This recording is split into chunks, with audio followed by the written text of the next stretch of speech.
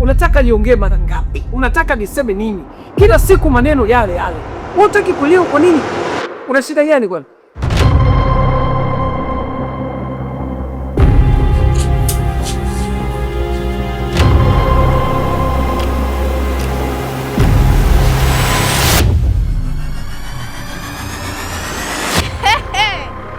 Wengine tungekuwa kama wewe, tusingekuwa hapa Uswahilini, kutwa kunuka shombo na makoko.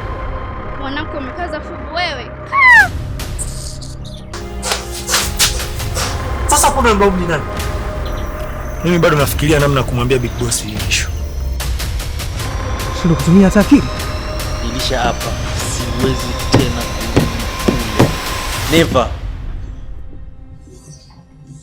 Kwani wewe utajiri wewe uone uchukue.